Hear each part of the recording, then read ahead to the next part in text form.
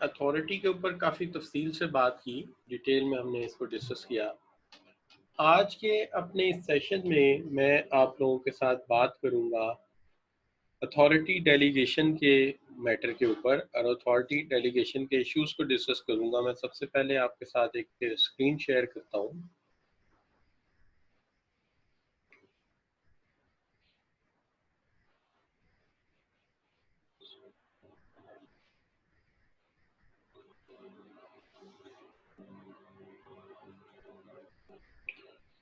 जी students, आपको ये screen नज़र आ रही होगी। इसके ऊपर फंडामेंटल ऑफ मैनेजमेंट का जो टॉपिक है मैंने आपके सामने रखा है।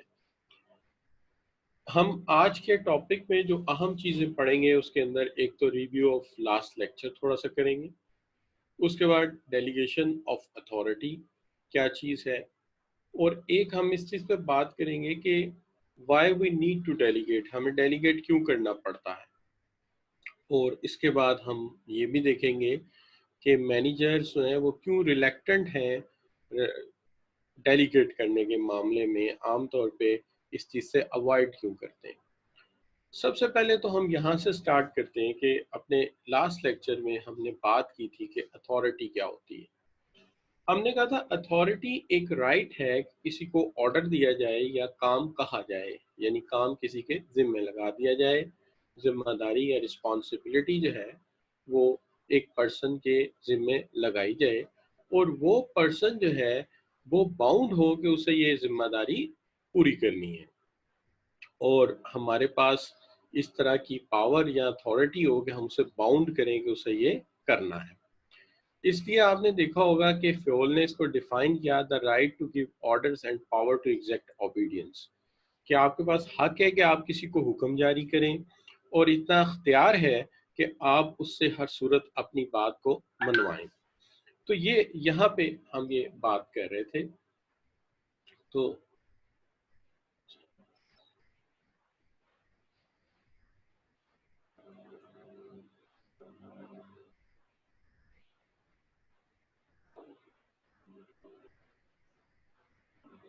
यहाँ पे हम ये बात आपके साथ डिस्कस कर रहे थे।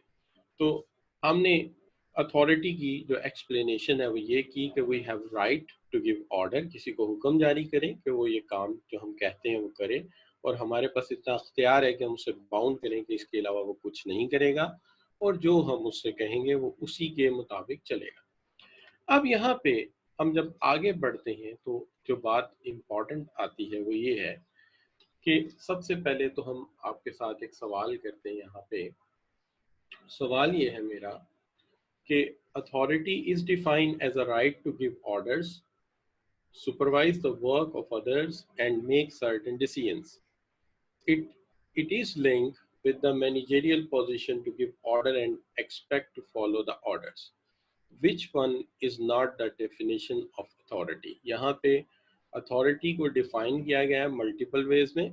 हमें ये ढूंढना है इस क्वेश्चन में कि कौन सा ऐसा मैटर है जो इससे वाबस्ता नहीं है।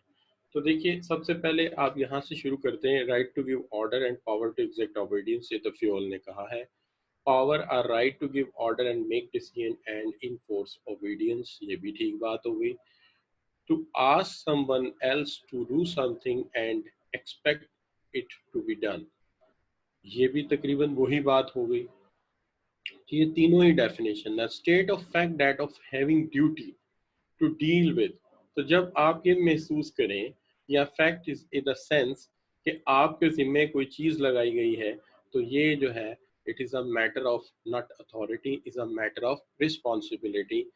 जब आप एक ऑब्लिगेशन महसूस करें या ड्यूटी महसूस करें तो हम इसे क्या कहेंगे, ये रिस्पॉन्सिबिलिटी है। तो ये यहाँ पे इसका जो है वो करेक्ट आंसर बनता है। अब आगे आ जाते हैं। तो बात यह है कि जब हम डेलीगेशन ऑफ अथॉरिटी की बात करते हैं तो delegation of authority is a process where supervise gives subordinate a part of his or her authority to make decision. एक पर्सन या एक सीनियर जो है उसके पास इख्तियार है फैसला साजी का, प्लानिंग का, डिसीजन लेने का, लेकिन वो अपने इस राइट में से कुछ हिस्सा शेयर करता है अपने जूनियर के साथ, और वो हिस्सा या वो जो पार्ट है वो जूनियर को देता है कि प्लानिंग का ये जो एरिया है इसका फैसला आप करेंगे। तो आप ये इख्तियार जो है ये दे देते हैं अपने जूनियर को, और वो ये फैसला करने का इख्तियार रखता है। देखिए, बात ये है कि एक सीनियर जो है वो हर सूरत इस पोजीशन में होता है कि वो अपनी अथॉरिटी को एक्सरसाइज करे, लेकिन बात हालात में या जो हमारी वर्किंग रिस्पॉन्सिबिलिटीज होती हैं, काम इतना बढ़ जाता है या इतने इश्यूज जो है वो सीनियर्स के जिम्मे लग जाते हैं कि वो सोचते हैं कि ये सारे डिसीजंस वो नहीं ले सकते या सारे फैक्टर्स को वो कंसीडर नहीं कर सकते। तो वो क्या करते हैं, वो अपने जूनियर्स को कुछ रिस्पॉन्सिबिलिटीज जो है या कुछ काम जो है वो डेलीगेट करना शुरू करते हैं। अब जब रिस्पॉन्सिबिलिटी जूनियर को दी जाती, तो लास्ट लेक्चर में हमने बात किया था कि रिस्पॉन्सिबिलिटी विदाउट अथॉरिटी काम नहीं चलता। आपको जब किसी को रिस्पॉन्सिबिलिटी देनी है तो you must add up authority as well, तो आपको अथॉरिटी भी देनी पड़ती है। बिल्कुल इस तरह फर्ज कीजिए कि मैंने एक बिजनेस स्टार्ट किया।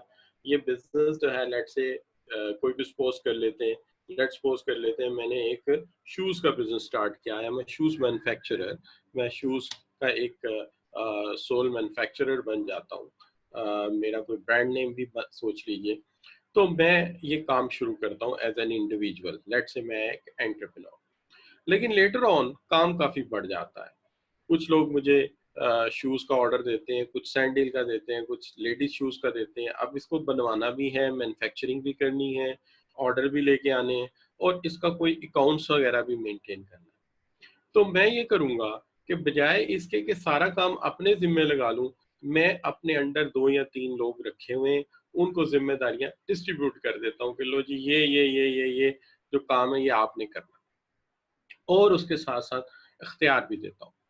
जैसे आप यूं समझो कि मैंने एक पर्सन को कहा कि भी तुम मार्केटिंग का काम करोगे, तो you will bring the orders and you will ensure that a customer is satisfied with the product, और जो ऑर्डर आए उसे तुम फुलफिल करोगे। फर्ज कीजिए मैंने उसे मार्केटिंग मैनेजर कह दिया। एक पर्सन है जिसको मैंने कहा कि जो भी चीज परचेज कर रहा हूँ, बेच रहा हूँ, खरीद रहा हूँ, जो बिजनेस एक्टिविटी हो रही है, तो आप उसको रिकॉर्ड करेंगे। ये काम मैंने अकाउंट्स को कह दिया, वो अकाउंट्स मैनेजर हो गया मेरा। इसी तरह एक मैंने इंजीनियर या टेक्नीशियन अपॉइंट किया उस फील्ड का, जो कि उन शूज की मैन्युफैक्चरिंग में रोल प्ले करेगा। मैंने उसे प्रोडक्शन मैनेजर कह दिया।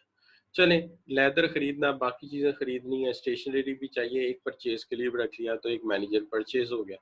अब देखिए, ये 4 लोग अलग अलग कर दिए। अब इन चारों को मुझे थोड़ी थोड़ी अथॉरिटी भी देनी पड़ेगी। जैसे मार्केटिंग मैनेजर को बताना पड़ेगा कि ऑर्डर किस प्राइस तक मिले तो उठाना है, किस प्राइस तक मिले तो रिफ्यूज करना है। ये इख्तियार उसको देना पड़ेगा, वरना हर मिनट बाद मुझे कॉल करेगा, सर ये रेट ऑफर हो रहा है, ऑर्डर लूं कि ना लूं। इसी तरह प्रोडक्शन मैनेजर भी टाइम टू टाइम पूछता रहेगा, क्या ये चीज मैन्युफैक्चर होनी चाहिए, क्या नहीं होनी चाहिए, इसकी इतनी कॉस्ट आ रही है, आप क्या करें। बेहतर यह है कि मैं एक प्रोसीजर या सिस्टम बना के उसके हवाले कर दूं, और उसे कहूं कि भाई डिसीजन आपने लेना है। इसी तरह जो अकाउंट्स रिकॉर्डिंग है, कौन सी एक्टिविटी रिकॉर्ड होनी चाहिए, once I make a system, तो this is the authority of the accounts manager. And similarly at what rate to purchase the product, this is responsibility of the purchase manager, and I have to give him an authority कि किस price तक तुम खरीद सकते हो और किस price तक तुम नहीं खरीद सकते। अब ये जब मैं इतना कुछ कर लेता हूँ, तो ये है अथॉरिटी डेलीगेशन का तरीका। और वजह क्या थी वो आगे चल के भी डिस्कस हो सकती है कि मेरी लिमिटेशन है, मैं इतने काम देख नहीं सकता था, इसलिए मैंने अपने जूनियर्स को ये इख्तियारात दे दिए, ट्रांसफर कर दिए। अब देखिए, हमने कहा कि डेलीगेशन ऑफ अथॉरिटी एक अमल है, एक प्रोसेस है, वेयर बाय जहां पे एक सुपीरियर एक सीनियर एक superior gives to the gives to a subordinate. ये होता है हायरार्की। हायरार्की होती है वो जो ऑर्गेनाइजेशन स्ट्रक्चर होता है कि मैं सीईओ, मेरे अंडर 3 बंदे, तो मैं क्या कर रहा हूँ, part of his her own authority, मैं अपनी अथॉरिटी का एक पार्ट उसे दे रहा हूँ। मार्केटिंग का इख्तियार मार्केटिंग मैनेजर को, परचेज का ख्याल इख्तियार परचेज को, और अकाउंटिंग रिकॉर्ड वगैरह की जो अथॉरिटी है वो अकाउंट्स मैनेजर को मैं दे रहा हूँ। तो ये है मेरा क्या जी, डेलीगेशन। अब यहाँ पे मसला ये पैदा होता है कि डेलीगेशन के लिए कौन कौन सी चीज जो है वो इम्पॉर्टेंट है। अच्छा, अब यहाँ पे जो बात सबसे अहम है वो ये है कि देखिए, मसला ये है कि जो आप अथॉरिटी डेलीगेट करते हैं, इसके कुछ एलिमेंट्स हैं। वो एलिमेंट्स क्या है, उनमें से कुछ से तो आप पहले ही वाकिफ हो चुके हैं हमारे पिछली जो लास्ट वीक एक्टिविटी है। मिसाल के तौर पे एक तो था उसके अंदर रिस्पॉन्सिबिलिटी, जिम्मेदारी, दूसरा अथॉरिटी और तीसरा अकाउंटेबिलिटी। ये तीन एलिमेंट हैं अथॉरिटी डेलीगेट करने के। सबसे पहला एलिमेंट जो है, और ये तीन एलिमेंट हमारे जहन में होने चाहिए, इसलिए कि मैनेजमेंट की हर पॉपुलर बुक में, हर कोर्स में ये आइडेंटिफाइड है, यानी नोमेनक्लेचर है कि जब भी अथॉरिटी डेलीगेट की जाएगी there will be three elements which are important, जिनको अभी हम डिफाइन करते हैं कौन कौन से, responsibility, authority and accountability. So now you move towards the question. Question आपके सामने रखते हैं।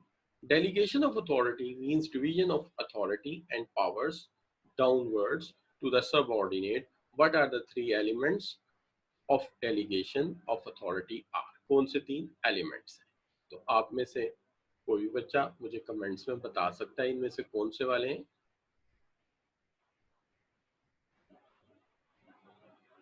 यस, ठीक है, आपको ये जहन में आ गए, करेक्ट जी। तो हम ये कहते हैं कि these are the elements, responsibility, authority and accountability.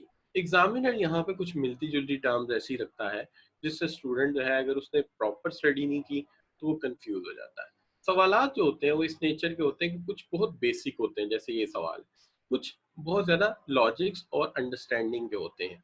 Basic questions गलत करने से कम ये तो पता चल जाता है कि स्टूडेंट की बेसिक अंडरस्टैंडिंग भी वीक है, तो लिहाजा हमें दोनों पे ही काम करना चाहिए।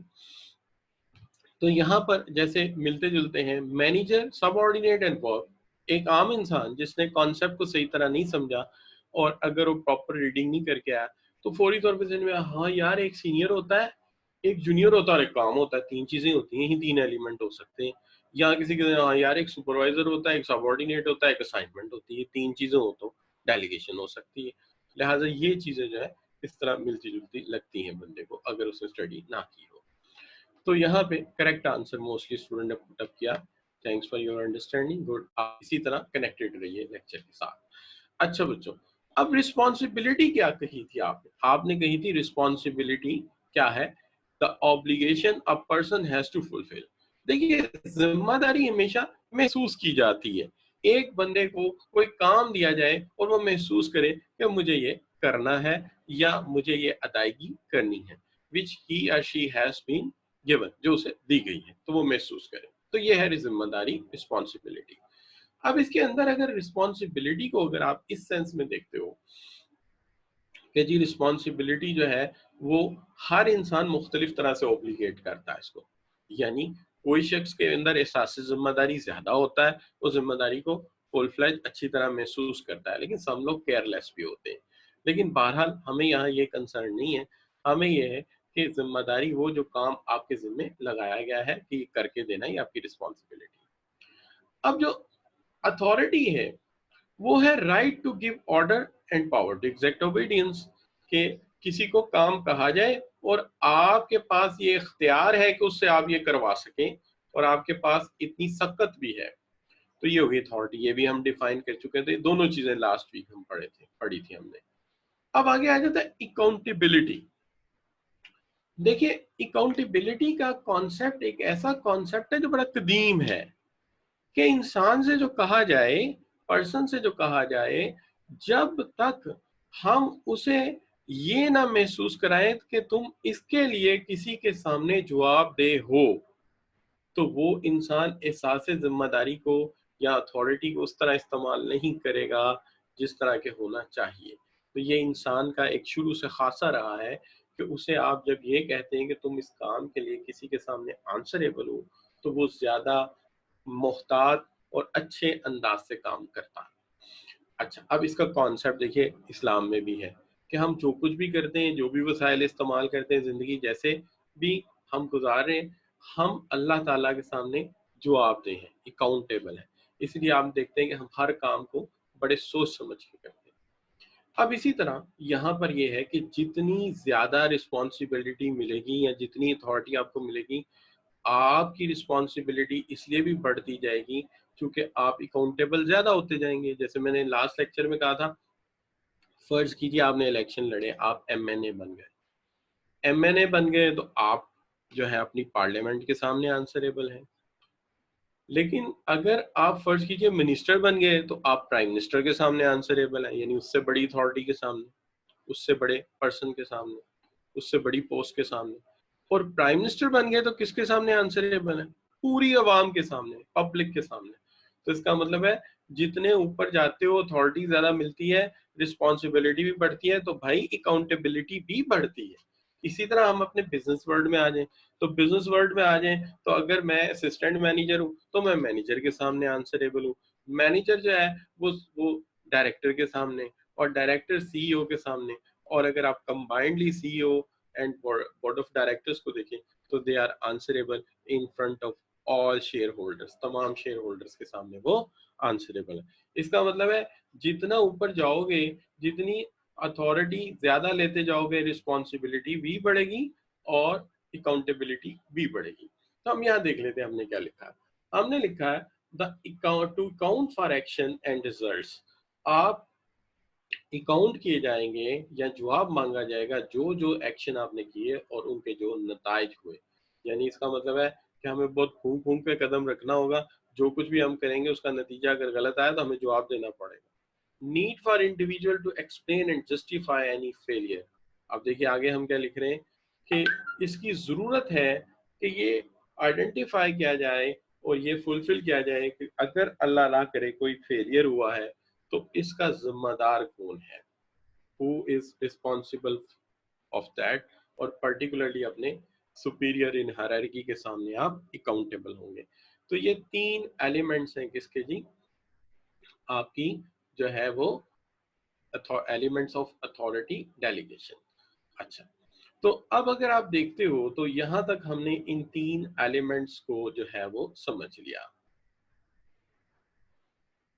स्टूडेंट से मेरी रिक्वेस्ट है कि कुछ स्टूडेंट्स हैं वो इंग्लिश अल्फ़ाबेट्स में उर्दू लिखते हैं। ये जिसकी तो रूटीन होती है उसे तो ये बात बड़ी आसानी से समझ आती है, लेकिन जिसकी रूटीन नहीं होती वो इसको नहीं पढ़ सकता। जैसे सर क्यों टू डेलीगेशन का शो की स्क्रीन शॉट लेना है। मैं प्लीज़ पीछे कर देता हूँ, मुझे जो समझ आई है, लेकिन प्लीज़ इंग्लिश में ही लिख दिया करें, so that's little bit easier for me. So please you can take, but I don't know why you are taking screenshots. I am sending this document to you. ये डॉक्यूमेंट तो बना ही आपके लिए है, ये तो मैं आपको हमेशा पीडीएफ फॉर्म में सेंड करता हूँ। तो don't waste your time, focus on lecture. आप लेक्चर पे फोकस करो, ये तो मलकियत ही आपकी है, तो इसमें कोई शाय फेल ना करो, ये तो आपका माल है भाई, तो ये आपको मिल जाएगा। अच्छा, अब मैंने अभी आपसे कहा था थोड़ी देर पहले, जब मैंने बिजनेस स्टैब्लिश किया और आपने देखा कि मैंने शूज का बिजनेस कर लिया, तो मैंने अथॉरिटी डेलीगेट की थी। वहां पे मैंने एक ही बात की थी, मैं हर जगह मौजूद नहीं हो सकता, मैं हर जगह को खुद नहीं मैनेज कर सकता, इसलिए मैंने ये काम दूसरों पे छोड़ दिया या दूसरों को दे दिया, लेकिन मैं देखता रहूंगा वो काम कैसे करते हैं। तो अब यहाँ पे आपके सामने मैंने लिखा है रीजन ऑफ अथॉरिटी डेलीगेशन। एक सीनियर को क्यों अपनी अथॉरिटी डेलीगेट करनी पड़ती है, एक सीनियर को अपनी अथॉरिटी क्यों डेलीगेट करना पड़ती है। देखिए सबसे पहली बात, फिजिकल एंड मेंटल लिमिटेशन, दो बड़ी लिमिटेशन इंसान की। कितना सोच सकता है, कितना याद रख सकता है, कितना मेमोरी काम कर सकती है। लिहाजा कुछ काम दूसरे दिमागों के जिम्मे लगाओ जो आपके सबऑर्डिनेट के पास है। और फिजिकल लिमिट भी है। जरा सोचिए, जो मेरा परचेज मैनेजर है वो फैसलाबाद बैठा हुआ है, या वो बैठा हुआ है इन द हांगकांग, जहाँ से कोई लेदर इंस्ट्रूमेंट्स लाने हैं, ठीक है जी, तो वो वहां बैठा हुआ है। दूसरी तरफ मेरा जो है वो सेल्स मैनेजर है या मार्केटिंग मैनेजर है, वो आज जो है कराची बैठा हुआ है। तो physically I can not present at Hong Kong and Karachi at the same time. So therefore, I have to delegate the authority to them so that they can watch out the work. And similarly, so many things I cannot remember. मैं बहुत सारी चीजों को याद नहीं रख सकता, इसलिए मुझे चाहिए कि ये काम मैं उनके जिम्मे लगा दूं। तो एक मेरी फिजिकल और मेंटल लिमिटेशन है। दूसरी बात यह है कि concentration on other aspects of the work मुझे दूसरे एस्पेक्ट्स जो हैं काम के उन्हें भी देखना है। मिसाल के तौर पे अगर मैं टॉप लेवल पे हूँ तो मुझे प्लानिंग करनी है, तो प्लानिंग में मुझे इन्वायरमेंट एनालिसिस करना है, और वो भी एक तरह का नहीं, दो तरह का इन्वायरमेंट एनालिसिस। एक में मैं पॉलिटिकल फैक्टर, इकोनॉमिक फैक्टर देख रहा हूँ, एक में मैं मार्केट को देख रहा हूँ, सप्लायर कौन से हैं, कस्टमर कौन से हैं, कंपेटिटर क्या कर रहे हैं। तो जब मुझे बाहर का भी काम बहुत ज्यादा देखना है और वो भी जिम्मेदारियां मेरे पास आ जाए तो ये तो काम चलेगा ही नहीं। लिहाजा मैं चाहूंगा कि planning aspects as a senior मैं देखूं, और इनको बजट अप्रूव करके कंट्रोल्स लगा के अथॉरिटी इन्हें दी जाए ताकि ये काम कर सकें। और इस तरह मेरा ब्रेन या मेरे पास इतना वक्त बच जाएगा कि मैं बाकी चीजों की तरफ फोकस कर सकूंगा। तीसरी चीज है increase in size and complexity. देखिए, वक्त के साथ साथ कारोबार बढ़ते हैं, बिजनेस ग्रो करते हैं। ठीक है, अगर करेक्ट प्लानिंग की जाए तो बिजनेसेस सारे के सारे ग्रो करते हैं। देखिए, एक वक्त आया था, सर्विस शूज कितनी छोटी कंपनी थी, लेकिन एक वक्त आया कि वो मल्टीनेशनल बाटा के सामने पूरे पाकिस्तान में आज वो एक बड़ा ब्रांड इमेज एंजॉय करते हैं, और बहुत बड़े एक्सपोर्टर भी हैं हमारे लेदर शूज के, बेल्ट्स के, लेदर बैग्स के, इसी तरह जैकेट्स के। तो एक बड़ा और इसके साथ साथ उनके और भी कई बिजनेसेस हैं, टायर भी बनाते हो।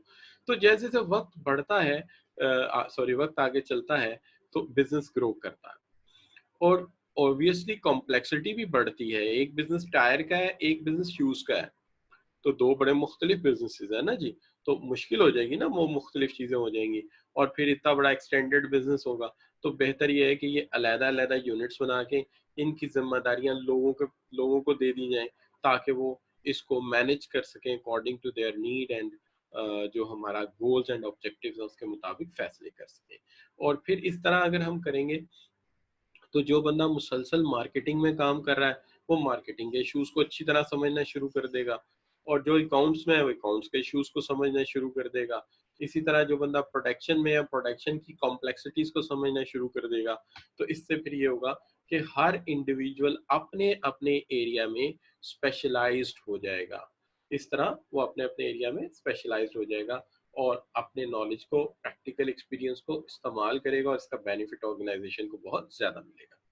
तो ये हो गया बच्चों कि फिजिकल एंड मेंटल लिमिटेशन है, लेकिन हम दिमागी तौर पे इतनी बातें याद नहीं रख सकते, हम हर एक एस्पेक्ट पे कंसंट्रेट नहीं कर सकते, इसलिए दूसरों को दे दिया जाए काम।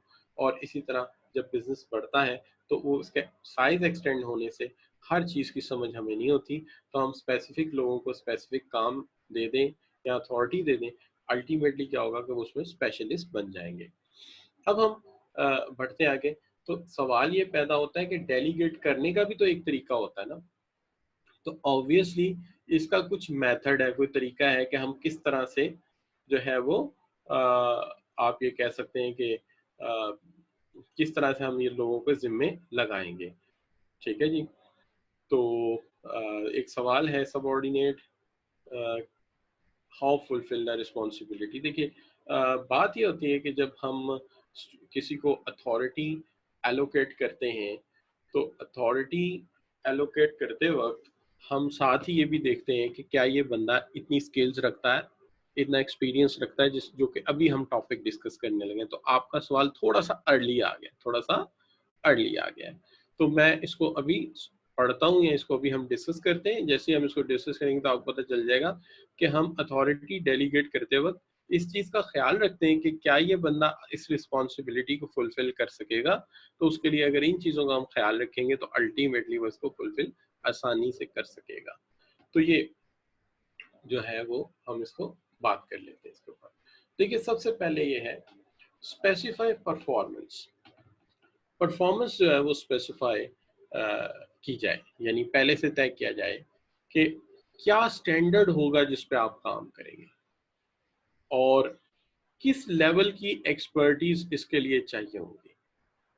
जब हम पहले से एक टारगेट सेट कर लेंगे तो फिर उसी टारगेट के मुताबिक या उसी स्टैंडर्ड के मुताबिक हम देखेंगे कि ये साहब उसी के मुताबिक काम कर रहे हैं या नहीं कर रहे। एक बात। दूसरी बात यह है कि हम जब असाइन करें ड्यूटी तो फर्मली असाइन द टास्क। कहने का मतलब यह है कि एक तरीका कार ये होता है कि मैंने आपसे कहा यार वो काम कर लेना, अब मुझे भी नहीं याद और आपको भी नहीं याद, तो ये कोई फर्म तरीका तो नहीं है ना काम को किसी को देने का। काम देने का तरीका तो ये है कि बाकायदा तौर पे इसे लिखा जाए कि मैंने आपके जिम्मे क्या काम लगाया है, क्या इसकी टारगेट डेट है, क्या इसका स्टैंडर्ड है और आप क्या अचीव करके मुझे दिखाएंगे। ये सारा कुछ फॉर्मली रिटन होना चाहिए। तो पहली बात, काम देने से पहले परफॉर्मेंस स्पेसिफाई की जाए। दूसरी बात, फर्मली साइन किया जाए टास्क, लिखकर टास्क को साइन किया जाए और रिकग्नाइज करा के, एडमिट करा के। उसके बाद तीसरी बात ये आ जाती है कि एलोकेट रिसोर्सेस एंड अथॉरिटी। अगर हमें काम दे दिया जाए लेकिन उसके साथ साथ रिसोर्सेस ना हो, लेट से I am your internal auditor, मैं आपका इंटरनल ऑडिटर हूं और मेरे पास प्रिंटर नहीं है, मेरे पास कंप्यूटर नहीं है, तो मैं रिपोर्ट प्रिंट कर सकता हूं? ऑब्वियसली नहीं कर सकता। क्यों क्यों नहीं कर सकता? भाई वसाइल ही नहीं है। वसाइल दोगे तो बात बनेगी ना। तो पहली बात यह है कि स्पेसिफाई किया जाए क्या, परफॉर्मेंस को, कि परफॉर्मेंस क्या तुम हमें दोगे। दूसरी बात, टास्क जब एलोकेट किया जाए तो आपसे एग्रीमेंट लिया जाए और उसको रिटर्न डाउन किया जाए कि आप इस पे एग्री हैं कि आप ये मुझे करके दिखाएंगे। और तीसरा काम ये है कि जब मैं आपको अथॉरिटी एलोकेट कर रहा हूँ तो इसके साथ साथ मुझे आपको रिसोर्सेज भी देने चाहिए और आपको जिम्मेदारी देते हुए मुझे इतना ऑथोराइज करना चाहिए कि आप किसी को चैलेंज कर सके। आप याद कीजिए, मैंने आपको एक एग्जांपल दी थी। एग्जांपल ये दी थी कि मैं आपसे कहता हूँ कि you will be our time manager या time keeping manager of your institute. जो बच्चा लेट आएगा उसे आप रोकेंगे और पूछेंगे कि भाई अगर ये जो है, अगर आप लेट आए तो मैं आपको क्या करूंगा, निकाल दूंगा यहाँ से। तो जब आप किसी को कहेंगे कि मैं यहाँ से निकाल दूंगा और आप निकाल ना सकें, तो होगा ये कि थोड़ी देर बाद आपका मजाक बनना शुरू हो जाएगा। इसलिए मुझे आपको अथॉरिटी देनी पड़ेगी कि अगर एक दिन लेट आए तो वार्निंग दो, दूसरे दिन लेट आए तो उसको रेस्टिकेट करो कॉलेज। अल्टीमेटली आप एक या दो को करेंगे तो बाकी लोग सीधे हो जाएंगे, इसलिए अथॉरिटी देनी पड़ेगी और उसके साथ साथ रिसोर्सेज भी देने पड़ेंगे। तो ये बात होगी। अब यहाँ पे दो सवालात मुझे नज़र आ रहे हैं स्टूडेंट्स के जो काबिल जवाब हो सकते हैं। मैंने कहा, वो कह रहे हैं कि what is increase in, repeat करें, इंक्रीज इन साइज। मैंने ये कहा था कि जब ऑर्गेनाइजेशन का साइज बढ़ता है, ऑर्डर ज़्यादा आने शुरू हो जाते हैं, ज़्यादा मार्केट से हमें रिस्पॉन्स मिलता है, तो ऑर्गेनाइजेशन जो है नए डिपार्टमेंट्स खोलती है या नए प्लांट्स लगाती है, तो इस तरह उसका साइज या हुजम बढ़ जाता है।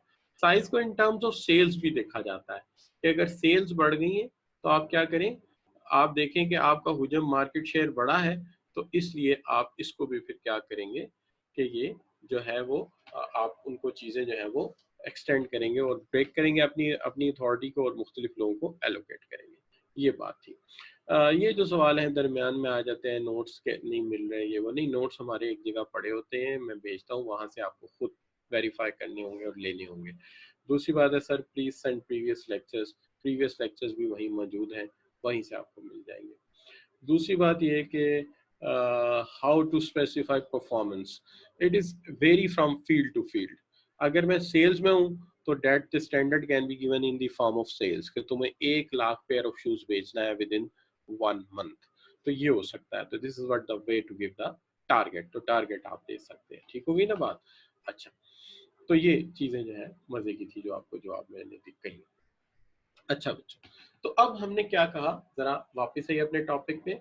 हाउ टू डेलीगेट, हम कैसे डेलीगेट करेंगे। पहले उसके साथ परफॉर्मेंस तय करेंगे कि भाई ये तुम्हारी परफॉर्मेंस होगी, इतने पेयर ऑफ शूज मुझे बिकने चाहिए 1 मंथ में।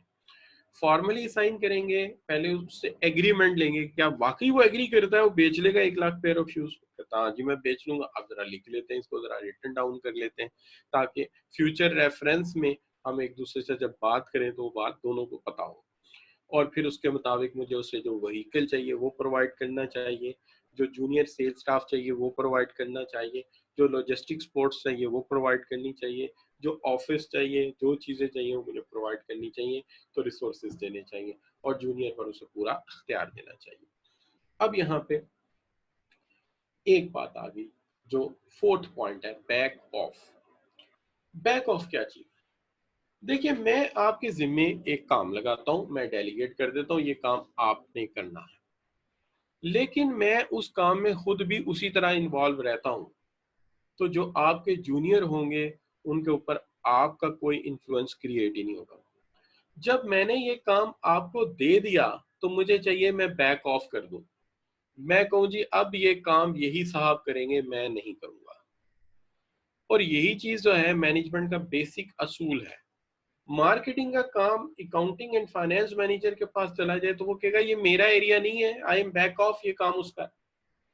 ऊपर सीनियर के पास जाएंगे वो भी आपसे यही कहेगा ये काम मेरा नहीं, काम उसका है। आप मार्केटिंग मैनेजर के पास जाए, लिहाजा आपको एज अ सीनियर उससे बैक ऑफ करना चाहिए। भले पहले आप ही वो काम करते थे, लेकिन अब चूंकि आपने काम एलोकेट कर दिया है तो अब आप कहेंगे नहीं जी ये काम यही साहब करेंगे, ये मैं नहीं करूंगा, तो आप बैक ऑफ करें।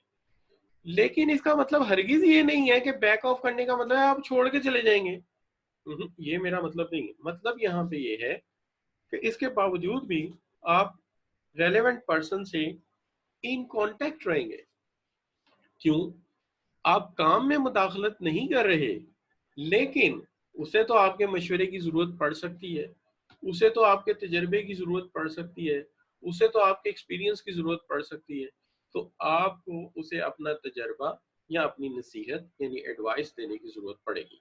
तो काम से आप बैक ऑफ कर जाएंगे, लेकिन कांटेक्ट मेंटेन रखेंगे उसके साथ, ताकि जहां कहीं आपकी मदद की उसे जरूरत पड़े आप उसको हेल्प आउट करें। लेकिन अगर कहीं वो गलती करता है तो you have to make and you have to do criticism, but that criticism should be constructive.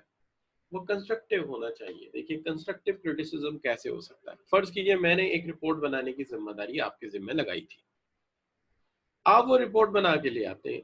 अब दो तरीके, एक तो तरीका ये हो सकता है कि you are a qualified person, you are a qualified accountant, look at the work you have done and what you have produce, put it out.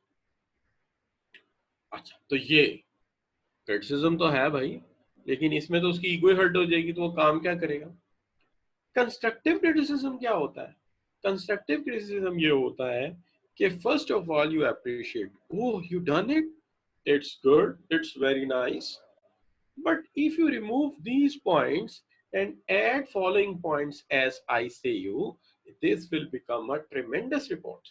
It's a good report, but it will become more tremendous and you can say ideal one if you add following points and remove this and work in this way.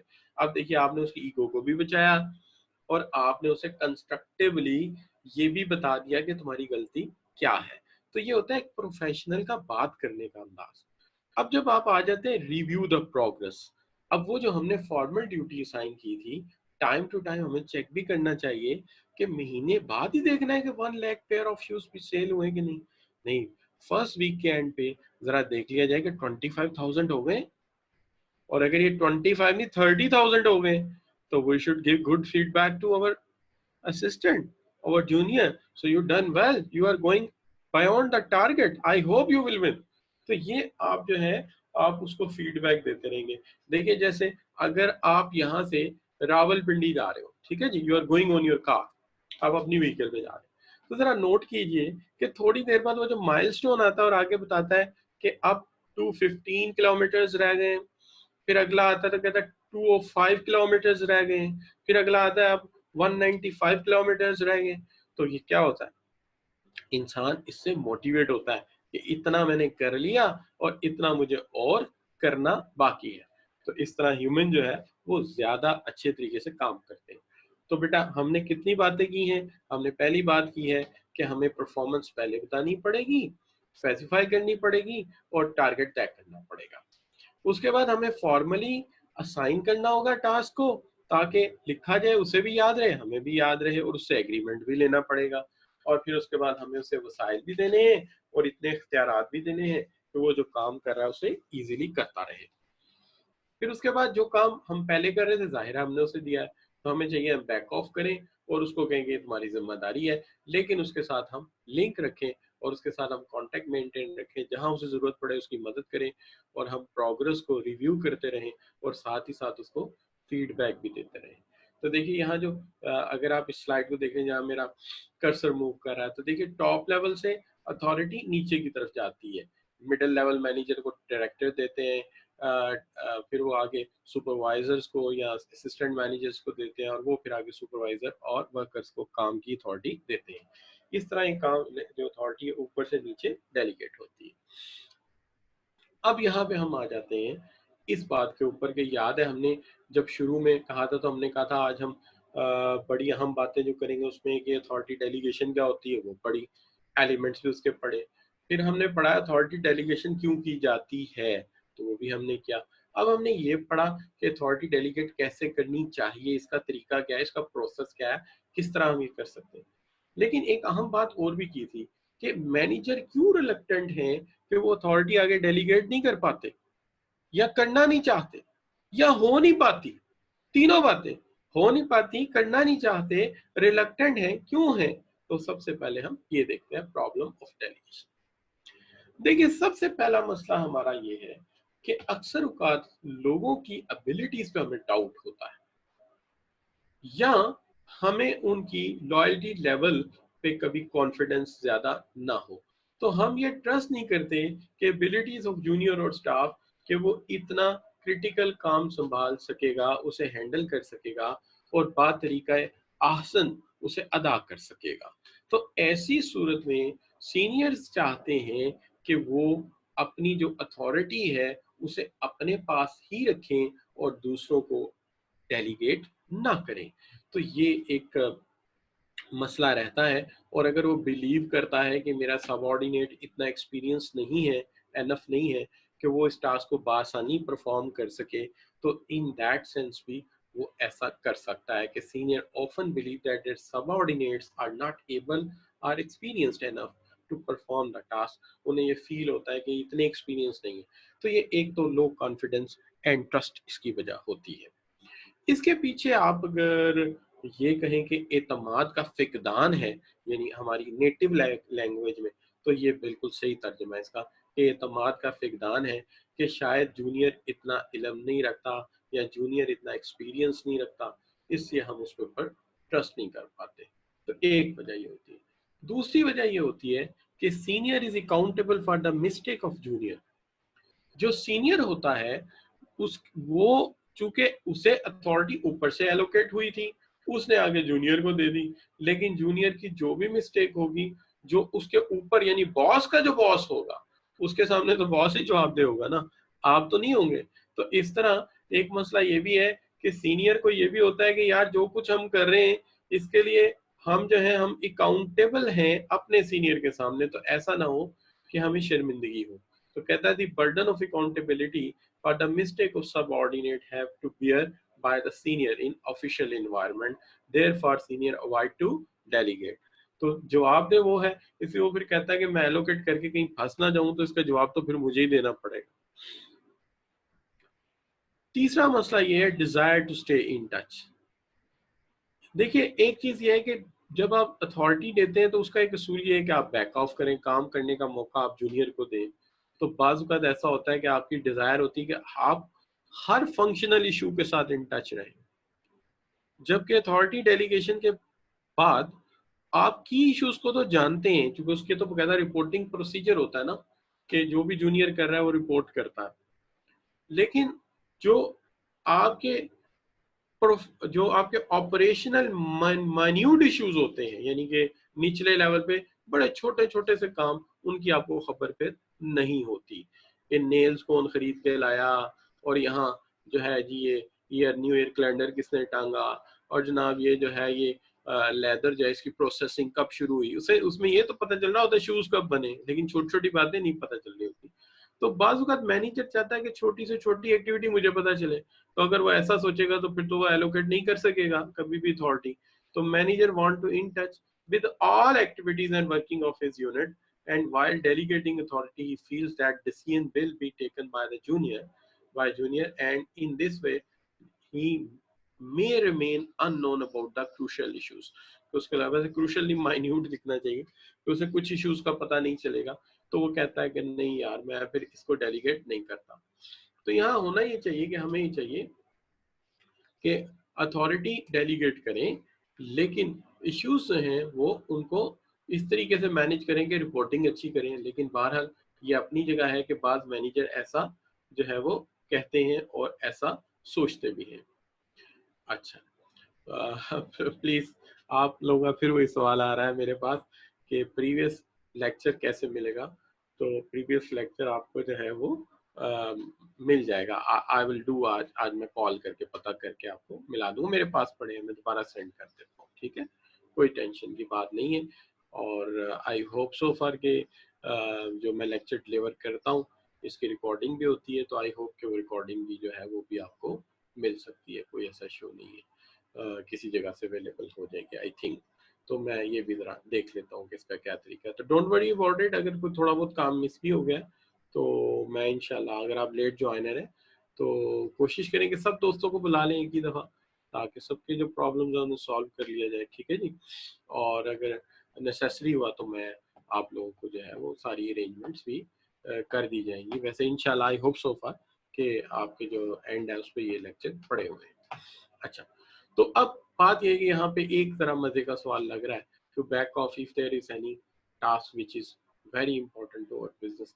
देखिए, हम allocate ही बेटा वो करेंगे जो उसकी capacity पे है। उसकी कैपेसिटी से ज्यादा जब हम एलोकेट नहीं करेंगे तो फिर अल्टीमेटली जो आप प्रॉब्लम कह रहे हो वो नहीं होगी, ठीक है। तो जो अब हम एलोकेट करते हैं तो वो हम ये भी सोचते हैं कि क्या ये कर लेगा कि नहीं कर लेगा। और वैसे फिर भी मैं आपसे ये कहूंगा कि आई अप्रिशिएट कि आप इस तरह सुनते हो, बट वॉन्डरिंग ऑफ थॉट ना करो, अभी इतना ही समझो जितना है, ठीक है। तो डोंट वरी अबाउट इट, जब वो एलोकेट करेगा तो वो देखेगा उतना ही काम देगा जितना वो कर सकता है। अच्छा बच्चों, तो अब desire to stay in touch. तो पहली बात, कॉन्फिडेंस ना हो उसके एक्सपीरियंस पे, उसके नॉलेज पे, तो डेलीगेट करने से अवॉइड करेगा। अगर उसे लगे कि नहीं मेरा सीनियर मुझे ज्यादा अकाउंटेबल कर देगा तो तब भी वो जो है डेलीगेट नहीं करेगा।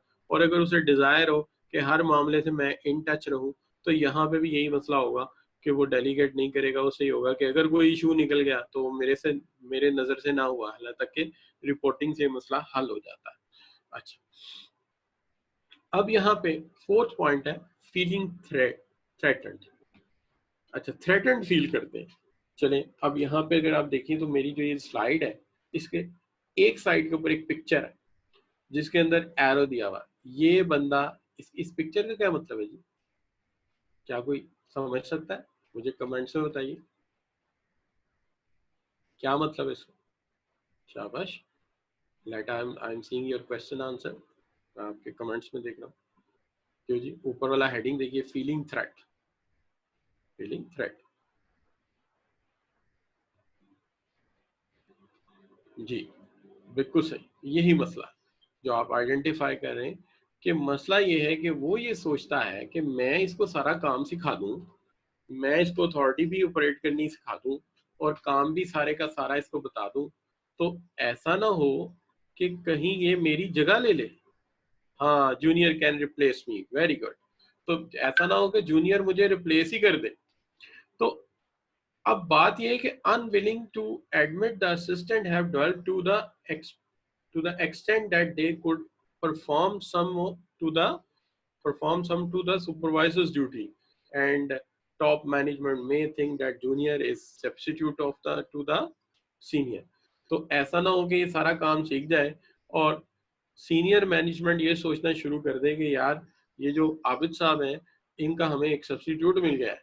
तो ऐसा ना हो, तो ये भी एक थ्रेटनिंग भी होती है, but it's depend on organisation culture. Poor control and communication, ऐसा निजाम जहां जूनियर जो कुछ करता है या जो भी एक्टिविटी होती है इसकी सही तरह रिपोर्ट सीनियर को नहीं जा पाती, तो यहाँ पे एक पुअर कम्युनिकेशन है। और सीनियर ये सोचता है कि यार इतनी पुअर कम्युनिकेशन में अगर मैंने अथॉरिटी दे दी,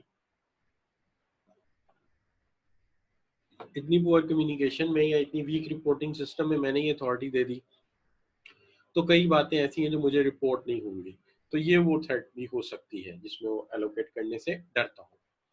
और फिर organisation culture and reward system, देखिए होना तो ये चाहिए। मैनेजमेंट का मतलब ही ये होता है कि जब मैंने शुरू में पढ़ाया था मैनेजमेंट का क्या मतलब होता है, याद है मैंने वर्ड्स में बताया था, दूसरों से काम करवाना। Let others to do your the work, make them do the work, दूसरों से काम लेके दिखाओ, ये है मैनेजमेंट। ये मैनेजमेंट नहीं कि खुद डंकी वर्क शुरू कर दो। मैनेजमेंट इज दिस कि you make the people do the work.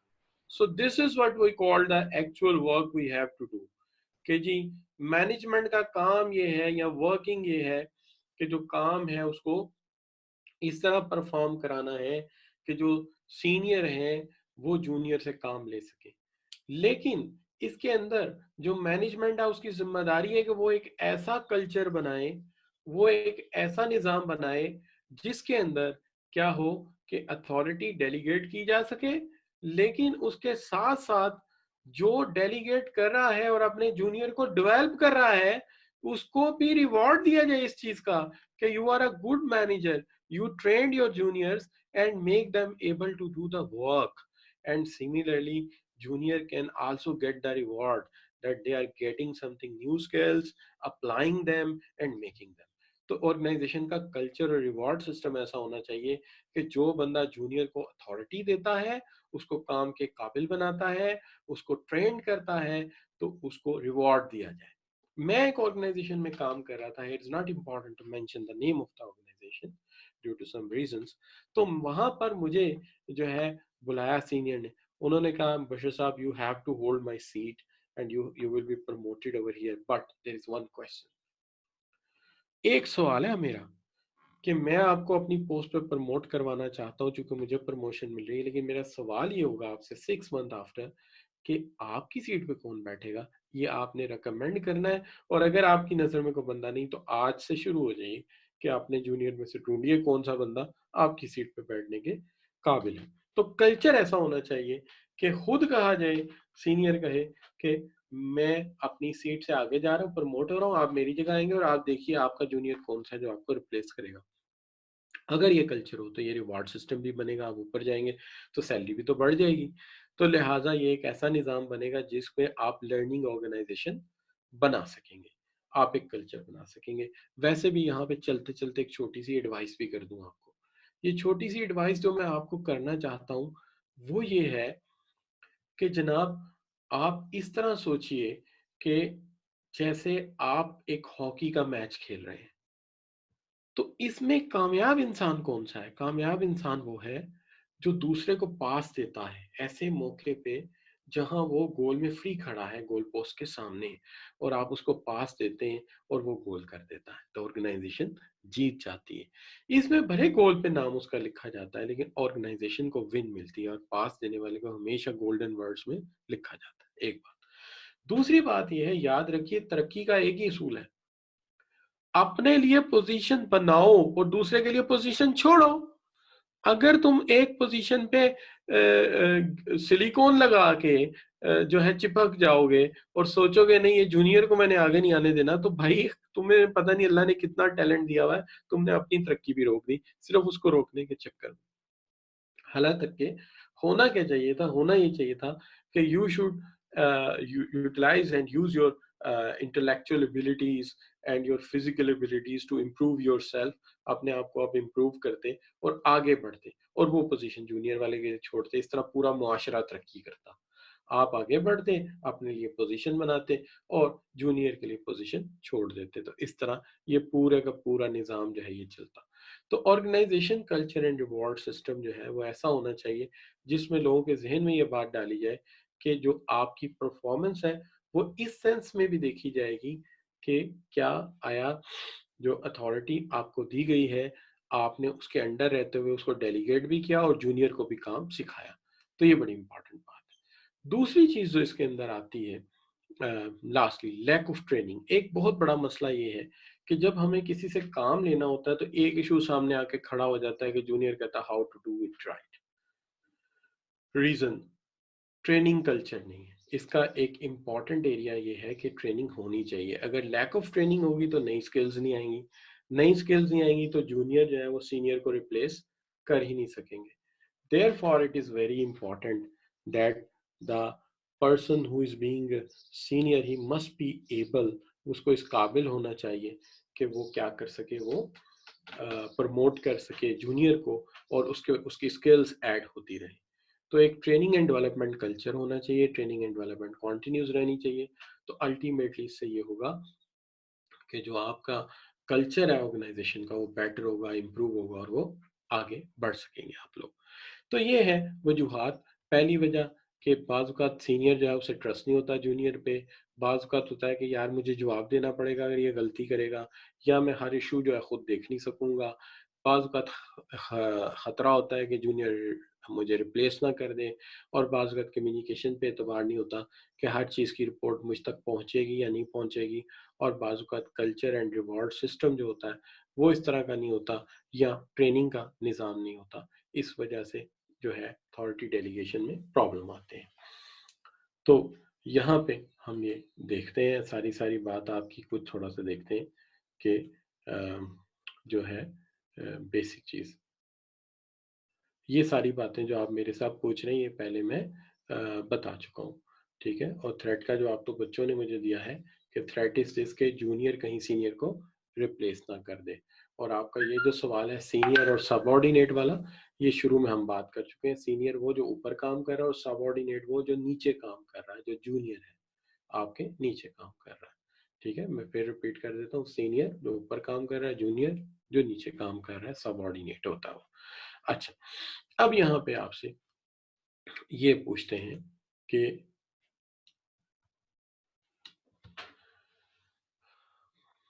other reason why manager do not delegate as much as they could include the belief that employees cannot do the job as well as the manager can. What are the reason that manager are reluctant to delegate? कौन सी reasons हैं कि manager reluctant है delegate करने से? कौन जवाब देगा? I am watching in your comments. मैं आपके comments में देख रहा हूँ।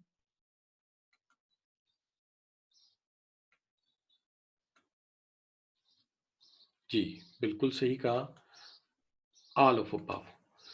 Loss of direct control हो जाएगा, danger of less satisfaction and lower productivity हो सकती है, fear of losing one's job to a good subordinate, अगर सबऑर्डिनेट अच्छा हुआ तो शायद आपकी जॉब छीन ले।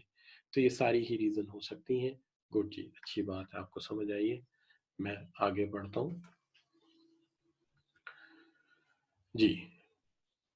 The belief that it takes less time to do the work than it takes to delegate responsibility, खुद काम जल्दी हो जाता है, अब जाए इसके कि मगजमारी करो, दूसरे को सिखाओ। Lack of trust in employees' motivation and commitment to quality, there are common problems associated with delegation, namely कौन सी problem associated है with delegation? मैं comments में देख रहा हूँ, आप क्या आंसर करते हैं?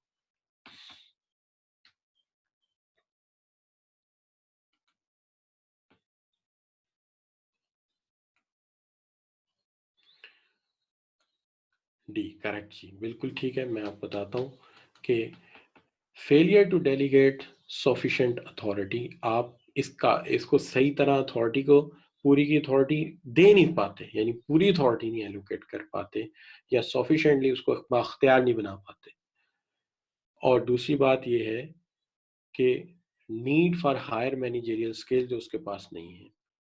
Manager are supportive to subordinate, ये प्रॉब्लम नहीं है, ये तो बल्कि उसके मसले का हल है, ये तो उसका हल है। लिहाजा बी इसका नहीं हो सकता, ए और सी हो सकते हैं, और ए और सी जो है वो डी में दोनों कलेक्टेडली हैं, therefore D is the correct answer. इसलिए डी जो है वो करेक्ट आंसर है। मैनेजर सपोर्टिव हो तो वो तो खुद चाहेगा कि आप डेवलप हो, ग्रूम हो, लिहाजा वो प्रॉब्लम में नहीं आता।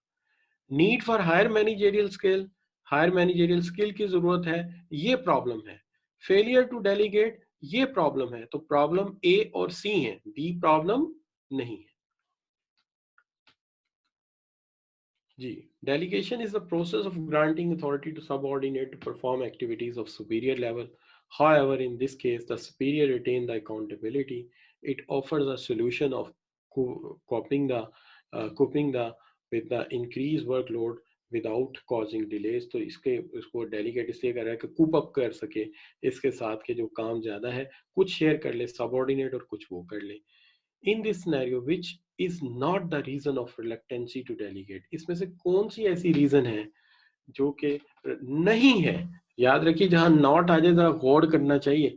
जब आप पेपर में भी होंगे तो मैं आपसे कहूंगा कि जहां नॉट नजर आए जरा जहन को हाजिर कर लीजिए कि मुझे वो ढूंढना है जो रीजन नहीं है, रीजन नहीं ढूंढनी जो रीजन नहीं है। Was secure and comfortable in his old job, boss अपनी ऑल जॉब के साथ सिक्योर है, इसलिए वो कहता है कि क्यों एलोकेट करूं। Subordinate mainly become impatient for monetary recognition, heavy investment on training and development, failure to monitor the and कौन कौन सा जवाब देंगे जी आप? इसके अंदर जो रीजन नहीं है, 3 इसके अंदर रीजन है और एक नहीं है, ये एक डिफरेंट है, तो वो कौन से वाला है? So mostly student put up the answer C. C is correct answer. C is the correct answer in the way that कि जो रीजन नहीं है, रीजन ये नहीं है कि तुम हैवी इन्वेस्टमेंट कर रहे हो ट्रेनिंग एंड डेवलपमेंट पे, तो जब तुम ट्रेनिंग एंड डेवलपमेंट पे अच्छा पैसा लगा रहे हो तो इससे तो जूनियर इस काबिल हो जाएगा कि वो टेकअप कर सके जिम्मेदारी को। लिहाजा सी रीजन नहीं है, सी बल्कि इसकी प्रॉब्लम का सोल्यूशन है। फेलियर टू मॉनिटर प्रॉब्लम है, सबऑर्डिनेट बे बिकम इम्पेशेंट प्रॉब्लम है, और बॉस इज सिक्योर और कंफर्टेबल फील कर रहा है पुराने ही काम पे, तो ये भी इसकी प्रॉब्लम है। तो 3 प्रॉब्लम है, ए बी डी, और सी जो है वो प्रॉब्लम नहीं, वो तो बल्कि हल है, इससे उसे हम प्रॉब्लम में नहीं डाल सकते। तो ये हो गया जी आपका क्या शाबाश दी क्वेश्चन नंबर नेक्स्ट। अब यहाँ पे देयर आर रीजंस, समरी एक रीजंस है व्हाई मैनेजर आर रिलक्टेंट। पहली बात ये है कि negative attitude towards, lack of confidence, unwillingness है, थ्रेट फील करता है, number 3। Number 4 lack of time है सुपरवाइज करने के लिए, और उसके पास एबिलिटी लैक कर रही है, या लैक ऑफ सबऑर्डिनेट पोटेंशियल। तो ये सम अप है या प्रॉब्लम की वजह हो सकती है। तो यहाँ पर आके मैं जो है एक सम अप कर रहा हूँ यहाँ पे, और सम अप यूँ कर रहा हूँ कि एक नेगेटिव एटीट्यूड हो सकता है सीनियर का, अनविलिंगनेस हो सकती है, या वो थ्रेट फील कर रहा है, या उसके पास इतना वक्त नहीं कि वो सुपरवाइजर को प्रॉपर गाइड कर सके, और दूसरी बात ये है कि उसके पास एक लैक ऑफ एबिलिटी है जिसकी वजह से वो इसको मैनेज कर नहीं पा रहा, और ये भी एक रीज़न है। और इसके बाद ये है कि लास्ट जो मैंने बात की कि lack of subordinate with potential abilities भी एक इसकी वजह हो सकती है। तो ये है इसकी जो समरी है। अब हमारा नेक्स्ट टारगेट क्या होगा? हमारा कल का जो लेक्चर होगा उसके अंदर मैं आपसे बात करूंगा इसके रिमेनिंग इश्यूज के ऊपर। तो कल अथॉरिटी डेलीगेशन को इंशाल्लाह हम वाइंड अप करेंगे, और इसके साथ एक छोटा सा टॉपिक को और पिक कर लेंगे, ह्यूमन रिलेशन स्कूल को देख लेंगे या ब्यूरोक्रेसी को देख लेंगे, कोई एक चीज इसके साथ हम अटैच कर लेंगे। तो hope will wind up this lecture last tomorrow इंशाल्लाह। अब यहाँ पे लास्टली ये है कि मोस्टली स्टूडेंट ने करेक्ट आंसर दिए हैं, और जो इसके ऑप्शंस हैं करेक्ट बताए। तो I hope you are understanding well, आपको बात जो है वो समझ आ रही है। Thanks for your participation. और इसके जो नोट्स वगैरह हैं वो आपको जो सोर्स है उसके ज़रिए आ रहे हैं, मैं यहाँ से फॉरवर्ड करता हूँ और वो वहाँ से आपको ईमेल करते हैं। अगर आपके पास नहीं पहुँचे तो आप अपना ईमेल रेक्टिफाई कराएं, वहाँ रजिस्टर्ड करा दें, आपको ईमेल में भी मिल जाएंगे, और उसके साथ साथ जो है आपको बाकी सोर्सेज के ज़रिए भी ICMMP वाले सेंड करते रहते हैं, इससे इसमें कोई मसला नहीं है। ठीक है जी। तो बाकी जो आप जो क्वेश्चन मेरे सामने रेज करते रहते हैं वो मैं आंसर करता रहता हूँ, और जो है things are going to be answer. तो यहाँ पे कुछ स्टूडेंट कहते हैं कि अगर आपसे रब्ता करना हो तो कैसे किया जाए, ये हम इंशाल्लाह बाद में बात कर लेंगे। आई एम विद ICMAP, कोई मसला नहीं, आप जब भी चाहे आप मेरे से कांटेक्ट कर सकते हैं। ठीक है जी। तो thank you very much for your joining.